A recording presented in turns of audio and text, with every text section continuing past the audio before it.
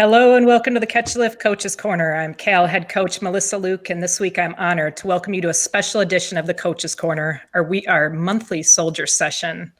Today I will be talking with two incredible Marine Corps veterans, Bogumila, Kenney, and Sarah Rudder, about their journey from the Marine Corps to Cal veteran athlete and coach. Welcome to this week's episode of the Coaches Corner. B and Sarah, Hello. welcome. So great to see you both. Oh man, we've been excited for this one for a while. Sarah, this is her second appearance back on Coach's Corner, and we're so excited to welcome you, B. And this is the first time you and I have gotten to talk face to face, so we're definitely very excited about this. All right, so we're going to do this in a little bit of a kind of round table between the three of us when I ask questions. I'm going to start with you, B, for most everything, and then we'll hit Sarah second on them. But let's start with just a little background information on both of you prior to the Marines, because you both have had such fascinating lives kind of the whole time through. B, let's start with you. What was your life like before the Marines? I was learning English and going to high school. I came from Poland when I was like 13 years old. So I ended up really buckling down, and I graduated a half a year early from the high school and just went straight in the Marine Corps. And I was kind of an awkward kid, so with like a huge heavy accent. And the biggest training hurdle I had to get over was a thick accent that they couldn't understand over the radio. So they ended up like putting me through a couple of courses to like enunciate. Yeah, it worked. Okay, very cool. So B, Yeah. can you touch on where did you immigrate to the U.S. from? From the Carpathian Mountains. I was a potato farmer, and it was a very idyllic childhood, except for, like the turbulent pre the wall falling in Berlin and stuff like that. But I mean, yeah, being a farmer, you kind of are a little bit more removed from there, and it was it took 6 years for my visa to be approved to come to the country. Wow.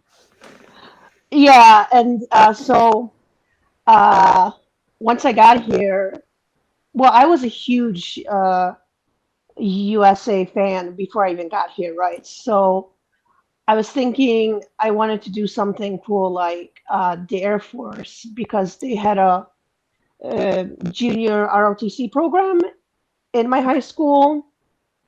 But then the Marine Corps recruiters came in, and they looked like way hot. And I'm thinking, like, you know what? This I could do. And then what put the nail in the coffin was my uncles and my father saying, no, go with the Air Force. Don't go with the Marine Corps. It will be way too difficult. And I'm just like, oh, really? There you go. Yep. So that's yeah, it was great. Okay, thank you. That's fascinating. Thanks for sharing that, B. Yeah. Sarah, what about you? What did the Sarah Rudder early life look like? When I was young, I lived in Huntington Beach, California. And then I eventually moved to England with my mom and dad. And I grew up there, and I had dual citizenship, and I started playing professional soccer at around 14. And Wow. once I was there, I went to high school. And over there, high school is year round, and we go to school for more hours at a time. So you graduate at 15 and a half years old. And at that point, I knew since 12 that I wanted to be a Marine, because my whole family still lived in California. So I'd go back and we'd visit, and I'd gone to the air show at El Toro Air Base when they still had it at the time. And the Marine Corps silent drill team was performing. And I just remember everyone quiet. You couldn't hear a pin drop, and everyone was just staring at them. And they had like this respect and this discipline. And I just immediately was like, that's what I want to do. And, I just remember them like, yeah, right, whatever. I'm like, Yeah. no, really. They're like, you can't get out of bed, let alone that. And I was like, oh yeah, I will. So, since 12, it was in my mind, I'm going to be a Marine, and it never changed. And, when it was time to enlist, I had to get parental consent from both my parents. And they knew that since I was so young that they went and signed for me because they knew that that's what I wanted to do with my life. And they supported me.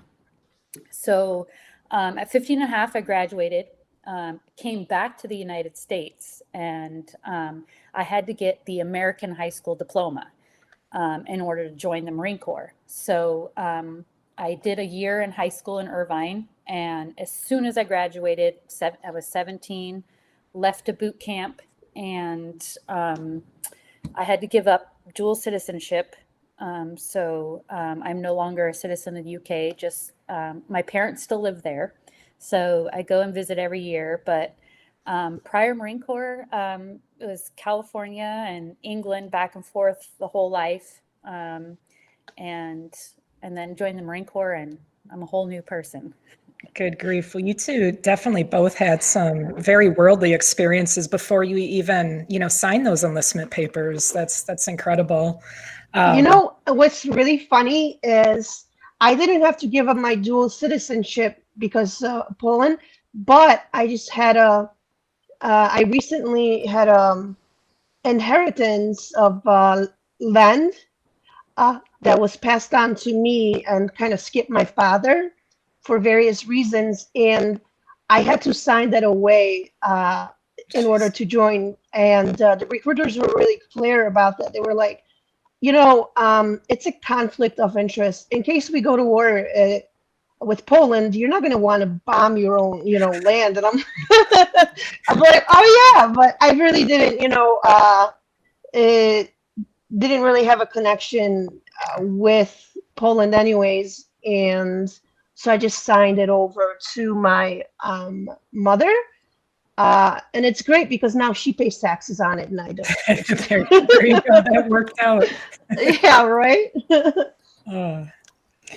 So I want to talk to you both about Marine Corps boot camp. And I think there's such a great kind of like mystique around it, like probably boot camps in general, but more than any, probably, Marine Corps. And I'm obviously an Army vet, so I'm really curious to hear about you two's experience, especially, as female Marines.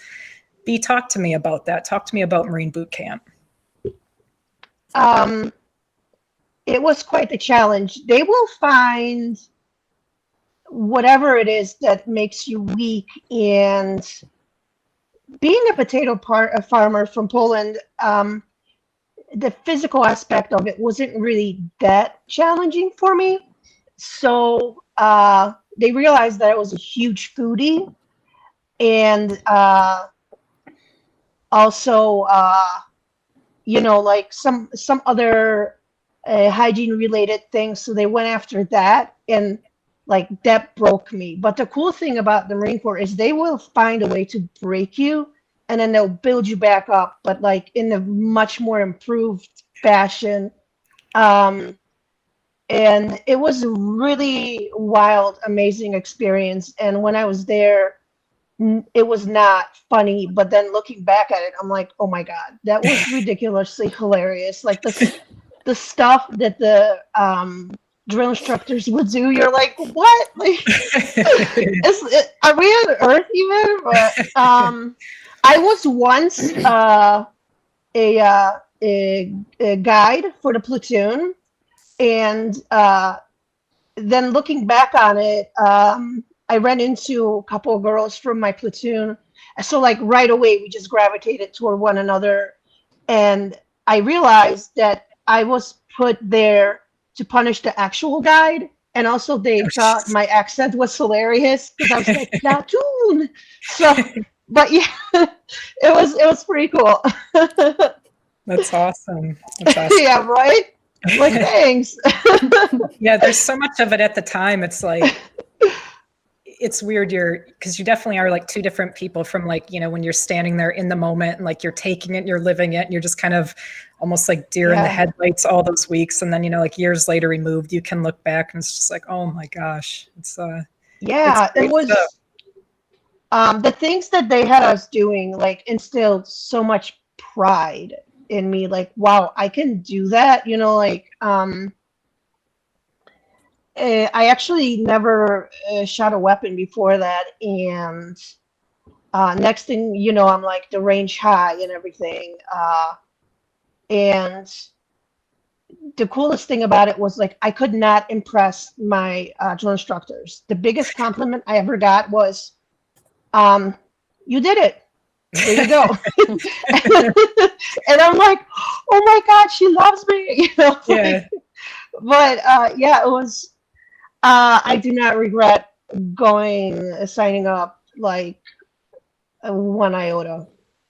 That's terrific. Yeah, I agree with you there. Sarah, Right? talk to us about boot camp. Oh my. Looking back, it was hilarious. Yeah. But while I was there in the moment, I was like, oh my God, I'm going to die. This chick is in my face yelling so loud. I can smell what she had for breakfast. And I was not used to that at all. Yeah. So that in a way, yes, it completely broke me down. But looking back, I could not stop laughing because, you go up to a drill instructor and ask, ma'am, can I make an emergency head call? They're like, emergency, huh? So, I'm running around barracks going, woo, woo, before I can even go to the head because it's an emergency. The best one. So, when we had our tornadoes in boot camp where they would kind of like go through and just wreak havoc. Yeah. And they're like, Yes. 2 minutes to clean this up. And so everyone is looking for their stuff with their name on it for the first time, and obviously it doesn't work that way. Yep. So it's like our second time was like, all right, just grab what you can and we'll give whatever back to everyone. So one of the girls, she is probably my height, but a lot curvier than me. I was like a pick going in. And I remember that she decided not to give back my shorts. So she had put them on and didn't realize, that they were way too tight and short for her. They were more like boys' boxer shorts on her. And the drill instructor caught eye of that. And she's like, whose shorts do you have on? And she's like, mine. And she's like, oh, okay, recruit Dufresne. And she's like, oh, shit. And so she was told to go to the middle of the parade deck. And we all had to sing, Look at the Girl with the Daisy Dukes on. Oh. And she had to skip up and down with my shorts on as we were, look at the girl with the Daisy Dukes on. And she was just skipping and crying. And oh my God, I was dying laughing. But, these are the type of things that they do to break you down. Like, don't steal people's stuff, own up to it, or this is what's going to happen. Yeah. Oops, sorry. Sorry. Oh, you're good. Just like the moments there looking back was like hilarious. And, back then they did put hands on us.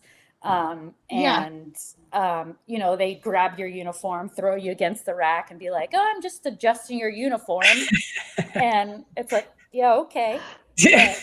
But, most, whenever you did see a male and they did get caught looking and they did have to join us for a day, they would much prefer being in the male platoon than the female platoon because they just said like the amount of in your face that we get compared to them, they would rather stick with the males any day. So that's interesting. Yeah. It made us feel good. Like, hey, yeah, look what we got. Yeah. But it was an absolute hilarious for me looking back. I remember one time me and a girl were arguing so much and they're like, oh, you want to cry about it? So we had to go get butt wipes and literally wipe each other's face for 5 minutes. You'd be like, oh, you got tears? Keep wiping. Keep wiping. Oh, We're like, oh, Oh, so, make it end. Make it end. yes. my favorite was the car wash. You've done the Oh, car yeah. wash, right? Yes. All right. Yes. So what's your story about the car wash?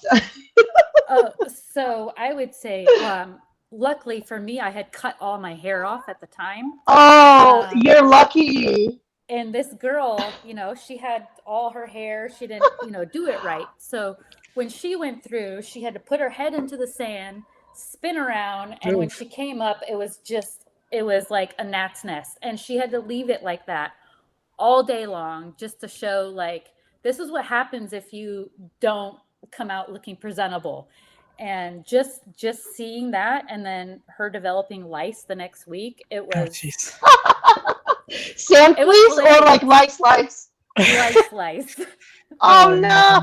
Yeah, no, I was there. I had a car wash. My hair was fine, but when I was guide, I lost the pipe that goes on top of the guidon in the sandbox while we're getting punished for something else. And yeah, they do make you walk around like that. And then like you try to go in the chow hall and they're like, no, you're not allowed to go in the chow hall. And then so you go out and then your drill instructor's like, go in the chow hall. So then like you go back in and then back out. Yeah. And then it's just it's awesome. Yeah, there's a full day of suck right there. Yeah, that was I cut my hair before I got there, so that was definitely a good choice. So both of you had, very interesting, times in the service and when you were in. Looking back now, Bea, I want to start with you. What does it mean to you sitting here today to have served your country in war?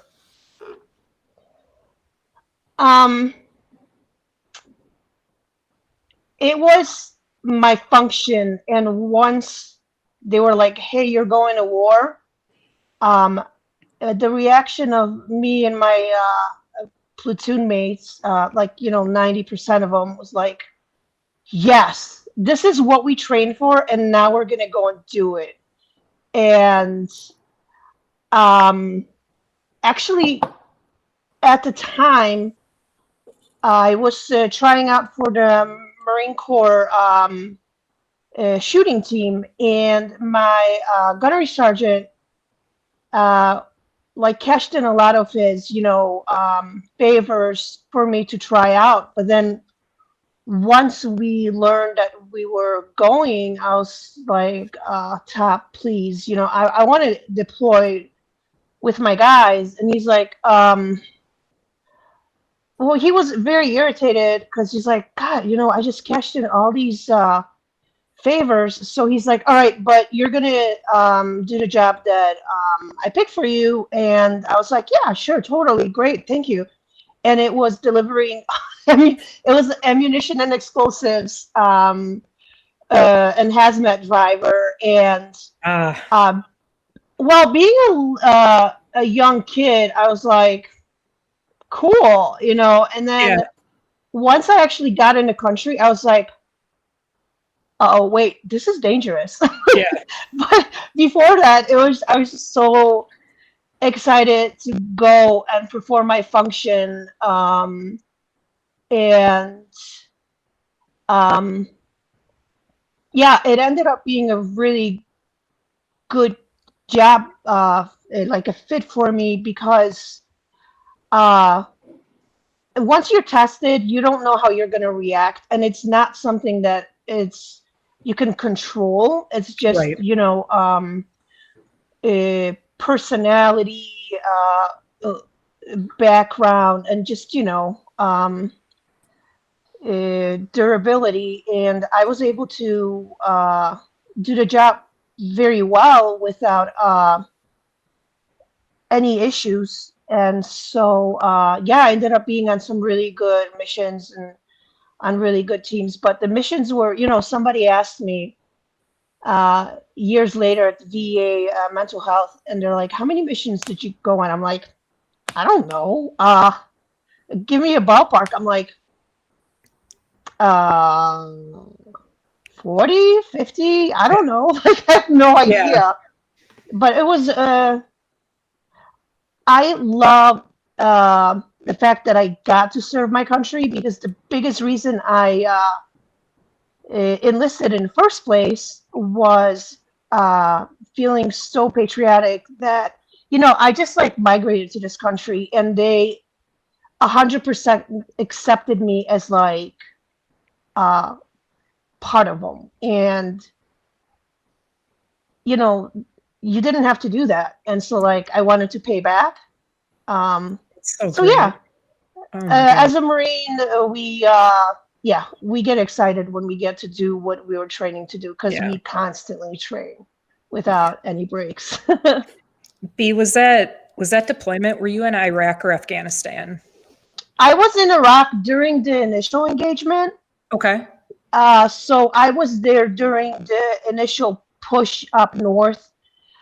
I remember giving my food and water to the guys up front, because we were moving faster than food and water. So I didn't want to eat that many calories, because you're already in a really, really hot vehicle. And every time the wind blows southbound, you have to put your entire Gumby suit on with with the gas mask, roll up the window, and it's like already, you're in a desert.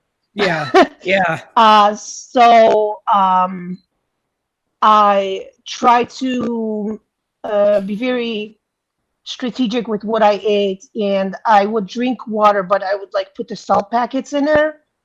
So I would save a lot of stuff, and I would definitely give it to the guys up north, the infantry guys that I was resupplying. And yeah, no, they loved me, because like I brought them bullets, and then I gave them like all the treats and cookies or whatever, and all the excess water. So they loved seeing me.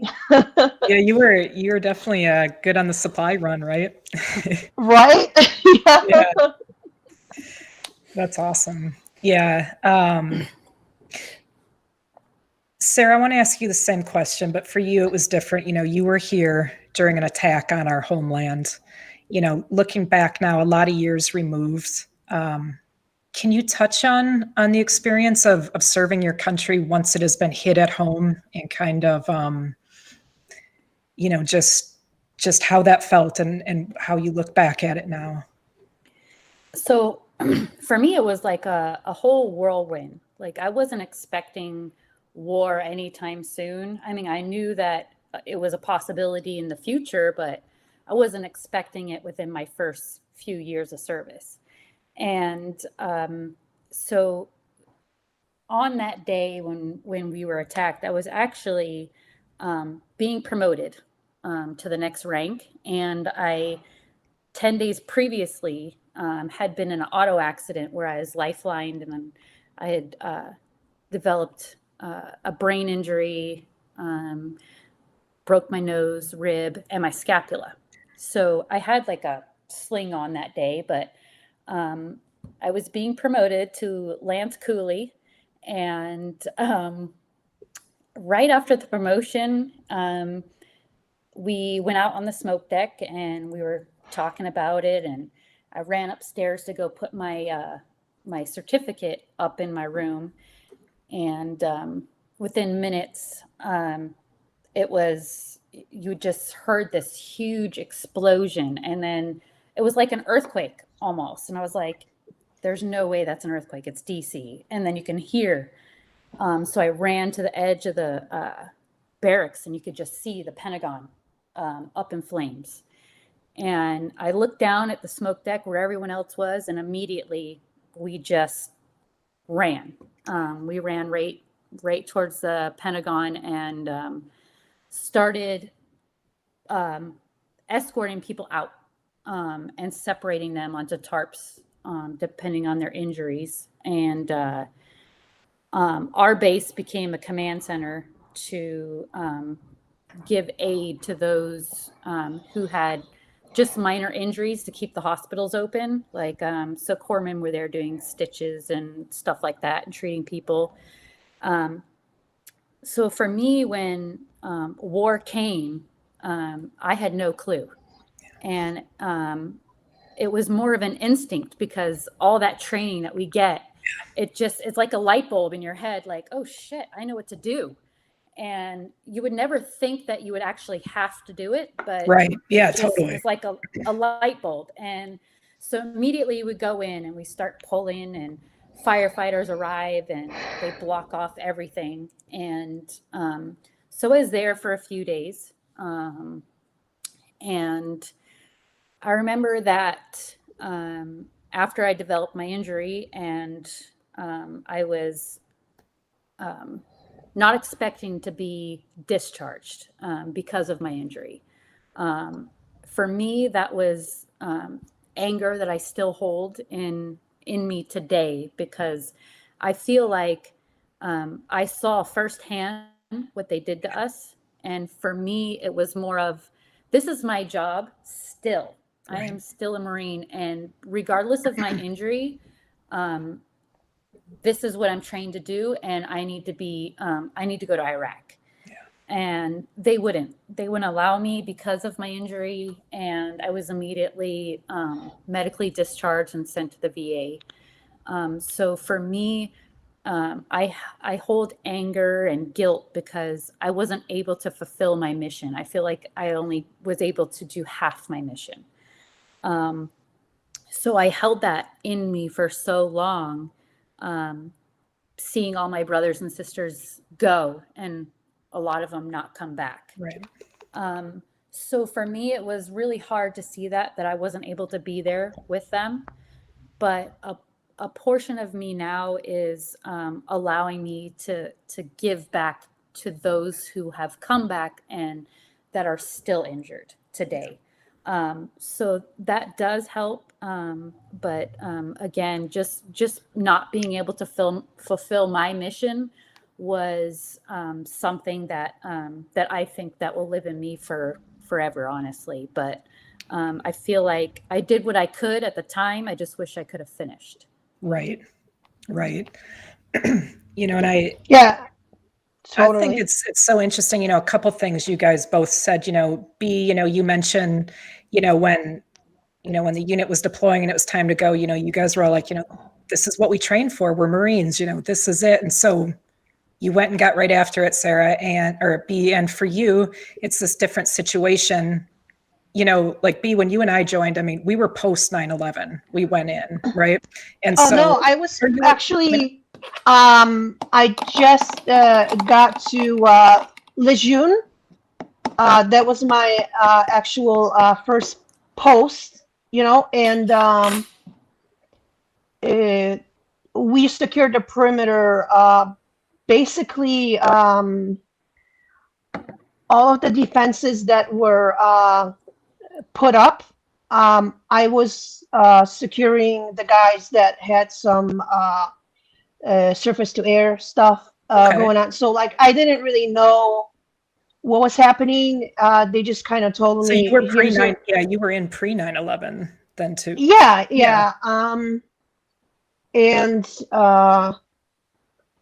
They just in the Marine Corps, you're not given an explanation.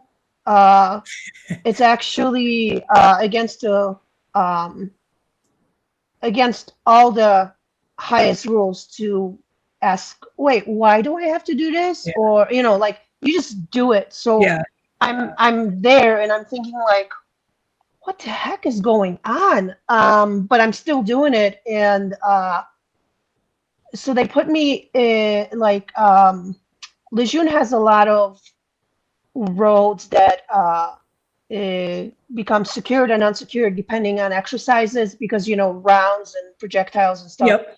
So the only thing I saw was like a deer crossing, and that was it. And then it was way later that I learned what happened. And to me, it was I remember watching it and thinking like, this looks like an action Yeah. horror movie. It didn't really it didn't feel real, but I remember just like crying from complete anger once I got back to the barracks. And I never had to go through uh, uh, standing by for 2, 3 days to see if somebody like survived or not, Right. because all of my family were in Chicago and like they knew I was on Lejeune. But yeah, at the time they thought that we would be under attack in Lejeune as well. So we were just prepared to defend that with our lives. Totally 100%. Yeah, Yeah. that's incredible. And I joined post 9/11, and so with the intention, like you're saying, like I was pissed too, and with that intention, I want to go to war. I want to get even with them, like for what they did with us, and make sure this will never happen again and never come to our country. So it was definitely a very interesting time that was life changing for so many of us. I want to talk about your guys' transition out of the Marines and what that looked like for you. B, what was that like for you, that transition out? Oh, 10 years after being medically discharged, I think I'm finally getting my stuff together. Oh, I can relate to that. Yeah, right? I'm totally and permanently disabled. Unfortunately, my command was hot and cold. They didn't realize back in 2009 what PTSD was, and I have a very cheerful disposition, but I had clear severe signs, so I would see my VA mental health regularly. And so what hindered my transition was the gunny that was directly in charge of me. He ended up getting relieved, from my chart. So I went and I was under another gunny because he didn't understand. Like the first thing that went was all of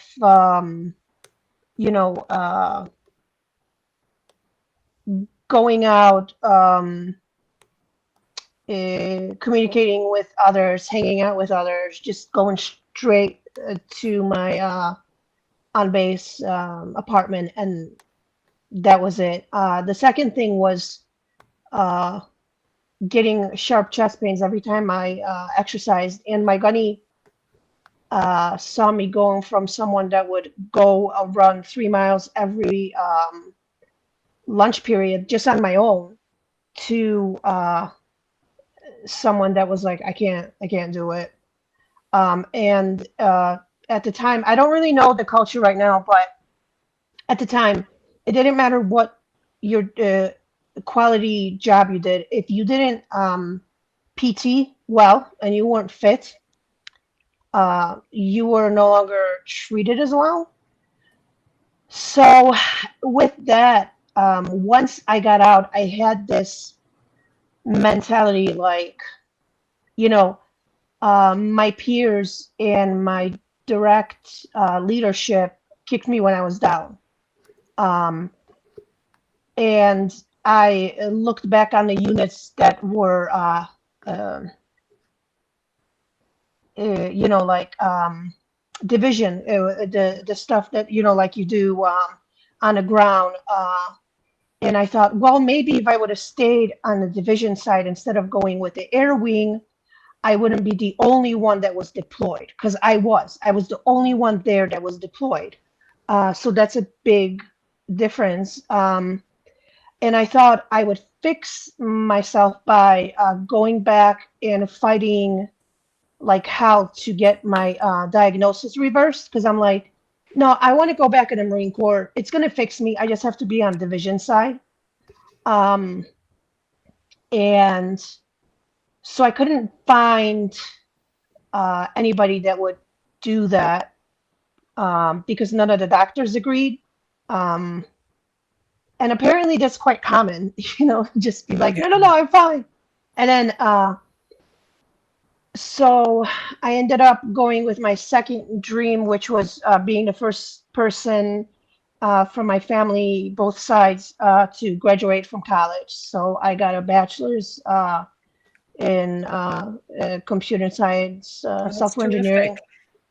But I couldn't keep a job. At that point, my all my symptoms were quite acute, and I just couldn't do it. And I kept going for, like, oh, they're letting women be in infantry. That's, my chip on the shoulder is when I went in a recruiting station, I wanted to be in infantry. And then they're like, well, no, that job's not free. I'm like, sniper, counterintelligence, anything cool. And they're like, no, women don't do that. I'm like, wait, what? What are you saying?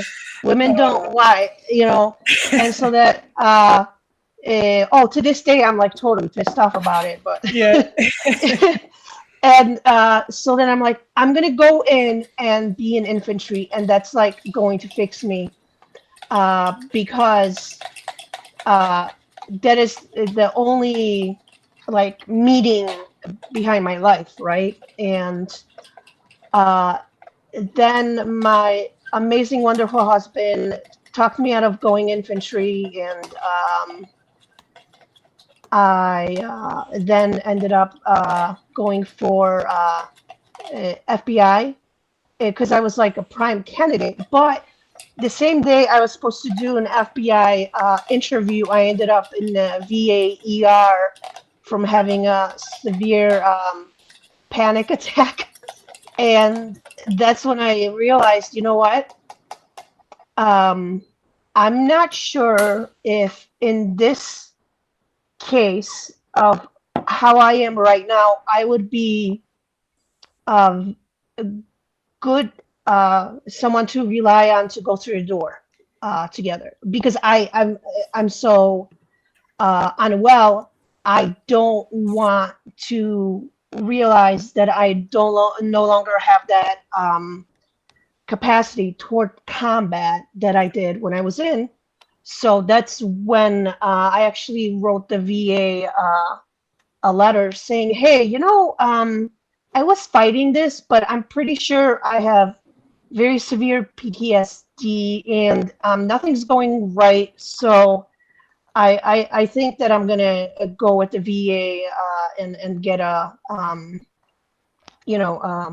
percentage or whatever. And then I basically told them in a long letter what it was, and yeah, they gave me total and permanent disability. So I didn't, and that's when it was like I was validated. Like, that was not in your head. Like, this is a real injury. Yes. Because before that, in the Marine Corps, it was taboo to have that type of an injury because it's like, well, there's a strength issue probably. Like, you're just not mentally tough and stuff like that. And I kept telling my husband, I wish that it would be like just like physical somewhere, like then they could see it because it'd be so much easier on me too. But now that I'm getting back into shape with amazing Sarah, I'm thinking like, oh my God, I'm so good. My body is like working like, I'm actually able to do this. So it's nice that I have a healthy body because it's helping my mind get itself back. But yeah, the transition was tough and it just started going well about a year ago. Well, I'm glad it's starting to, kind of turn around. And I can, like I said, I can definitely understand and empathize with the, like, how's your transition going? Well, we're like 15 years post now, just kind of starting to find my feet again. Right? Like, Yeah. yeah, I get that. Yeah. Sarah, what about you? What was that transition like out of the Marines? Oh, it's so difficult. For me, I wasn't told anything about PTSD or brain injuries or anything like that at the time too. So for me, I just put it off as in, oh, I'm still young. This is the way young people are supposed to act, where I would get completely obliterated drunk. I'd go out and I'd look to start fights. It didn't matter who, male, female, but that was what was in me, is anger, and I just wanted to fight. And so that got me in quite a bit of trouble. And I took a lot of pills too. And I tried to put the pain of my leg in the back of my head. And and just like Kenney, I was just like, no, I'm going to prove you wrong. I'm fine.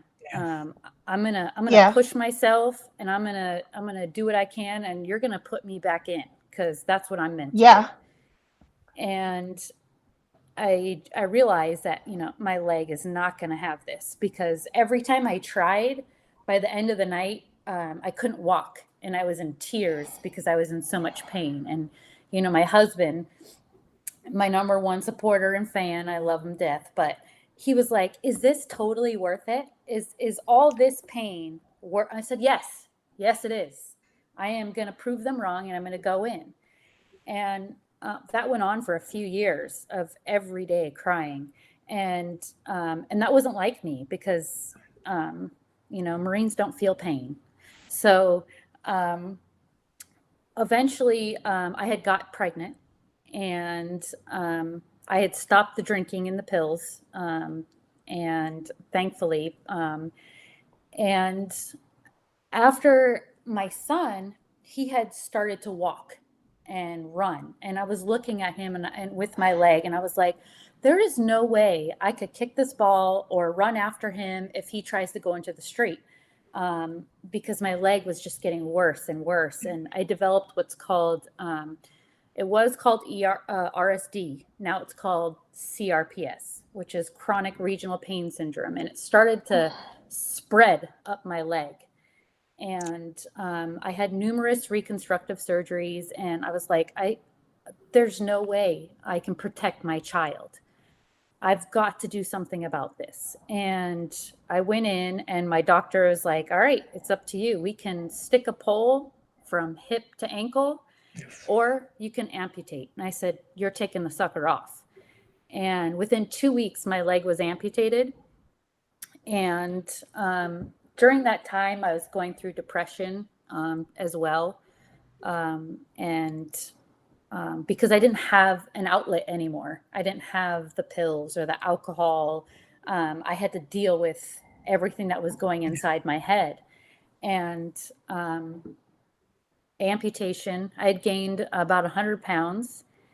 And I remember after my amputation being heavy, and then seeing Ryan Major on the Catch a Lift Fun website, with weights in hand, and he's got no legs and one arm. And I'm like, what the hell is my excuse? I'm like, I am missing one leg, and he's making me look like a total fool right now.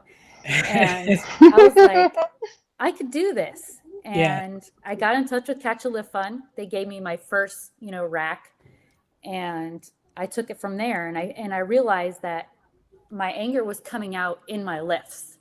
It was coming out sweat, blood, tears, whatever, in the garage. And it was chipping away just that little bit that I needed in order so it didn't go out on my family. I didn't take whatever was inside me out on my son or my husband. I'm actually totally and permanent disabled too. And just like what she said, you can't see it. Yes, you can see that my leg is amputated, but that's not why I'm disabled. I could lift weights all day long. But having to deal with the panic attacks and the nightmares and the anxiety and the sweating and not trusting yourself sometimes, because you just already have that feeling to go out in public and deal with other people. Yeah. I tried the whole work with civilian things, and I think it made things a lot worse because they didn't understand what I was going through. And it's like, how dare you not understand me? But it was really, how dare me not understand myself? Yeah. And so the nightmares would keep me up. The migraines would keep me away. So I was actually calling in sick more than attending. And I was like, this isn't making sense. I'm paying all this money for daycare and I'm not going to work. And I said, I just can't do this anymore. If I need to be a good mom and a good wife, I need to do something about this. And that way I was able to focus more on me and start on me finally after becoming totally permanent disabled, knowing that if I have a migraine or if I have a nightmare, I am not expected to be 100% and deal with the world the next day. I can take my time and heal. And I have the tools to do it. So I allow myself 2 days. That's it now. If I have a migraine, it's a little bit different. But if I have, my anxiety or my nightmares, 2 days I give myself. That's it. After the 2 days, I have no reason to be sitting on that couch anymore. I have to get back to life. So after that second day, kick myself in the ass and get back into the gym because I know it works. And so being able to find fitness and Catch a Lift Fund has given me that purpose to fulfill what I need in my life. Absolutely. Yeah. I like that. I like the 2-day rule with that. Yeah, that's what I was about to say. That's good. That was one of the first things that Sarah said to me, and I was like, "Wow, pressure off. That means that I could still be disabled, and I could still try to do this." Because the day before, I was on a Stairmaster. I have one at home because working out with people around, like, it just didn't work out. But I'm like, who's behind me? Like, but I had what I call a PTSD throw up bucket right next to the machine, and every time I just got anxious, it was about like, if I don't do this, I'm kind of SOL here. I don't see another way to have a life, like just not a life, but something that resembles normalcy. Yeah, exactly. And so I realized that the biggest reason I was getting really anxious when working out was because I was like, I'm gonna fail this. I don't see like a plan on how to do this myself. And then once Sarah and I started talking, I remember doing this whole thing like, hey, I'm socially awkward. I'm going to say a bunch of stuff that's dumb. I have, like, please don't hate me when I have like weird outbursts or whatever. And she's like, oh my God, me too. And so I kept telling her all these little things, like all of my symptoms. And she's like, yeah, that too. Yeah, that too. And I'm like, oh my God, we have like all of our symptoms in common. And I don't have a traumatic brain injury. So on top of that, Sarah has pushed through way more crap than me, because I don't have as many debilitating migraines. I have tension headaches that could last for a very, very long time, but it is definitely different than a traumatic brain injury migraine. And so I keep thinking like every single time I'm like, Sarah did this, so like I could do it. And almost at every single workout, and every single time communicating with you, Sarah, I was like, you know what? She's already done this, and like she has the little tricks. So I seriously don't think that without Catch and Lift Fund, I would be able to be on month 4, beginning That's so workout terrific. 43, I think now. 2 times a day. 2 times a day. And I go with it, like you said, because we're totally and permanently disabled. I kind of have to go with when my disability allows me to train. And yesterday, it allowed me to have my second workout at 1 in the morning. And I was like, okay, well, I was really stressed out. And whenever I'm stressed out, I'm sure you know, it's like running a marathon physically and mentally. So I passed out for like 4 hours, woke up, and I'm like, yeah, it's workout time. And my husband woke up, he's like, oh, yeah, that makes sense.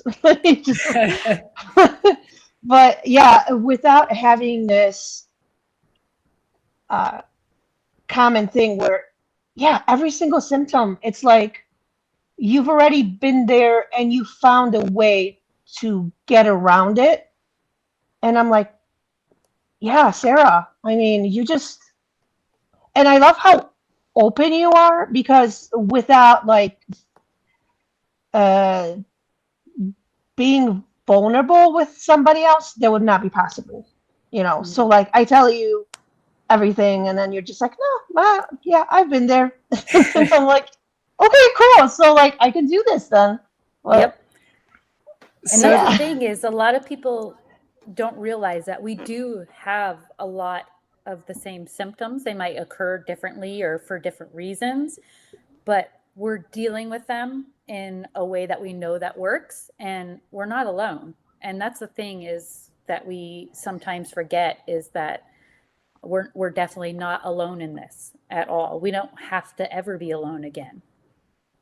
well, I was alone before this. And I mean, I am a very happily married woman that's married to a fellow combat veteran Marine. He was an infantryman. So if there is another soul on this earth that could understand me 100%, it's him. But he doesn't have PTSD, you know.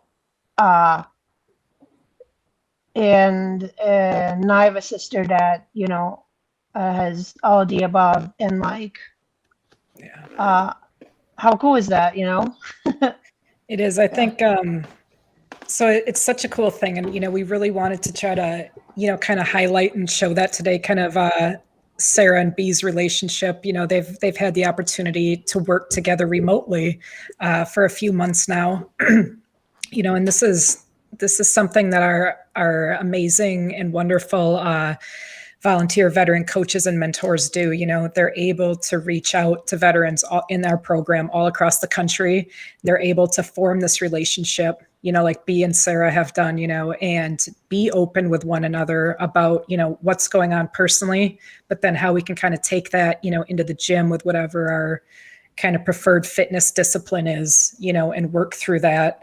I know how much that's meant to you, Bee. Sarah, what does it mean? What does it mean to you in your recovery? Looking at an athlete like Bee, coming in, and be able to, kind of help her navigate some of this and find, strength through fitness. For me, it's like being able to say, I've been there. I know exactly how you feel. I've been in those shoes where I had an extra 100 pounds on me and a bum leg. And it's like, I can't do this, or I'll do it later. So many excuses. But, looking back, if I would have had that person to text me or to call me and say, no, this is not an excuse. Get back out there and start running or start rowing, get on the Stairmaster.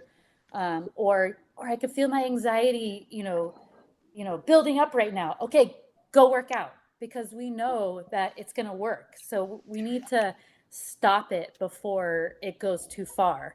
And I wish I had that. And knowing that I'm able to guide someone into a better way than what I had, it's like a weight lifting off my shoulders, knowing that I could help someone else in the way that I didn't have it. So being able to give those tips and that advice and to let them know, hey, you're definitely not alone. Yeah. Then that's what it's for. For me, it's just I love being able to communicate, to say, no, you're perfectly fine. You're on track. You're doing good, because I've been through that, and I completely understand where you're coming from. So just having that, it's awesome. I mean, it's a benefit for me too, being able to hear that how hard Bee's pushed herself in the workout, or how she did the workout and then she did the workout again, but beat it by 5 minutes. Heck yeah. So, that's so I mean, awesome. just by looking at that, being like, do you see how strong and capable you are? Absolutely. Absolutely. Sarah, you've been, coaching with Catch a Lift for quite some time, and there's obviously, pros and cons to remote coaching, but it's what we have available and what we're able to do. Sarah, if there was one thing you could tell our veterans listening about, remote coaching or the process of working with a CAL coach, what would that be? What could you tell them to kind of set them up for success? I would say to definitely have patience and understanding, and being able to be open and accountable. I think those are the biggest things. Is you have to, you might not be used to saying, all right, I need to log what I ate. I need to log what exercises I did and at what. And having that accountability is very important, because you can look back at that in a few months' time and be like, oh, I just rocked this workout. I beat my previous time. And having that accountability is so important, because just being able to show how much you have changed and you're actually improving, and it's the system is actually working in your favor. But it could be hard at first, starting and learning something new, but you got to make it a habit. Set alarms, set reminders, whatever you have to do. Just start it.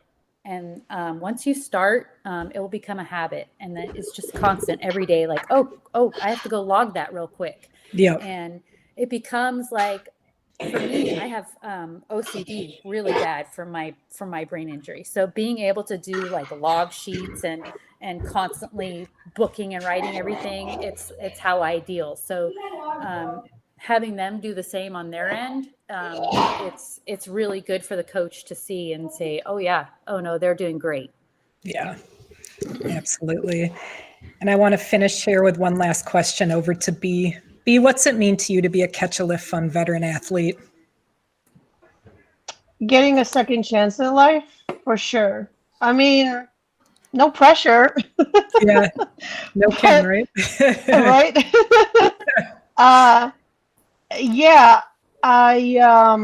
And this is like, I hope this isn't too heavy, but I, for the first time in my life, was able to tell my husband and my mental health, many doctors, my little team, that I do not believe there's even a remote chance that I am going to ever again have like suicidal thoughts. And that's just, and that, like, it sucks, but that's reality. It was this thing that it's not going to get better. I have tried every single which way. I know I'm a strong person, and that's what everybody kept telling me, but I'm like, where's my evidence? Because, like, dude, I'm trying. Like, my husband even got me like a $5,000 Stairmaster. It's just, what I needed was that. I think the thing that stands out the most was, there was one night actually, where I was going to work out, but I decided and it is always a choice to do it or not to do it. But I decided, you know what? I just can't. I can't. I don't want to, all the little lies that we tell ourselves. And so I'm laying next to my husband, but he gets up at like 4:30 in the morning. So like, what am I doing laying down so early? And then I get a little text from Sarah's like, did you work out yet? And I'm like, damn it. And next thing you know, I'm like, well, no, but and I'm always, I'm 100% honest with you, with her, so I was like, yeah, I had this mindset that I'm just not going to do it. And then she just kept asking me about it. And I'm like, yeah, no, I just decided, and she's like, yeah, it's positive inner dialogue and, accountability and looking behind the reason why you decided before you even started that you're just not going to do it. And then I did. And that workout was so hard. I remember it being like, instead of 45 minutes, it was almost like an hour and 45 minutes because I was just like, but I did it. And then the mental health aspect of working out for me is huge. My psychiatrist told me that it's because like I'm on a maximum amount of a couple of my meds. And she said that if I keep doing this and it stays habitual like it does now, I could actually get off some of this stuff. Like for real, I can. And I didn't think that was possible. But yeah, without Catch a Lift, I would be running, chasing my tail in circles, thinking, how could I do it? But there was no plan. And all of a sudden, like, there is a plan. And I love just logging into my phone and seeing like, what does Sarah have for me? And I'm getting to the point, beginning of month 4 where I look at it and I'm like, oh, this isn't that intimidating. And from the beginning, before it stopped being so intimidating, I was just look at it and I'd be like, what? And Sarah's like, one step at a time, just one movement at a time, just do it. Just, don't take it all in one bite, just one little bit at a time. And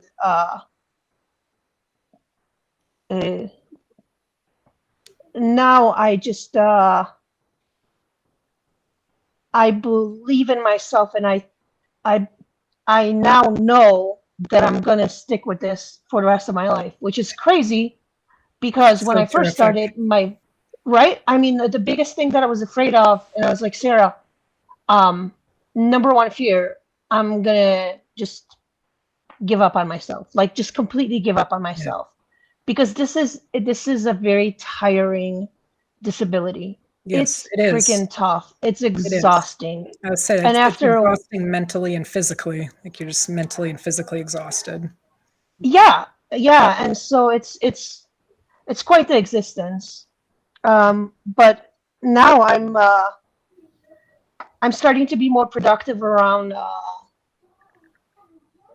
the house, and I'm having less nightmares, and I'm not eating emotionally anymore. Like, this is crazy, but it's been about like 2 weeks where no emotional eating whatsoever, and that is my jam. Yeah. Isn't that cool? Oh my God. So it's like my everything, but yeah, no pressure, you guys, just whatever. Oh my gosh. I'm so happy for you, B, and I'm so happy that you were able to get with Coach Sarah, and I'm so glad that some personal records. Yeah, and man, it lights up my heart hearing about it. I love it. It did take me a year of weekly 2-hour appointments with the VA mental health, and I fired and hired many doctors. And then I fired one, and then I was like, I'm so sorry, I made a mistake. Can you work with me again? She was like, yeah, sure. So, and then I also went in 2 weeks, sort of like inpatient thing. So it's a lot of constant hard work. But what's the alternative? You have, like Exactly. Yeah. hard work or zero quality of life, like nothing. And I mean nothing. Pick your hard, right? Like pick your hard. Like I spent close to a decade like in the dark on a couch. Like that's very hard to live that existence. Trying to live this other existence, it's very hard. Like pick your hard, right? That's well, and that's the bottom line is as much as the exercises can be, difficult, and most of them are, which is, like the point. The mental stuff is a lot harder. Yeah. And I'm at that point where I could actually do it. And you know what? I'm not going to stop because, well, with our disability, you cannot stop. You can't. That's it. All right. It is. Sorry. No, oh my gosh, don't apologize. This was terrific. And, thank you both for being here, but more so than that, more so than anything, thank you both so much for your service to our great country. And we appreciate you so much. You're worth it. Oh, you guys are worth it too. And we're so blessed to have you a part of Cal and our great team. That's it for this week's episode of Coach's Corner. Thank you, Bea and Sarah, for sharing your stories and your light with us today. Thank you to ClearBridge for all your continued support of all things Catch a Lift. Thank you to Lynn Coughlin, Henry Pomper, Kaylee Nasiri for your hard work to make this podcast possible every week. And thank you to the entire Cal team. We will return next Wednesday with another new episode. And until then, keep it real and stay Cal strong.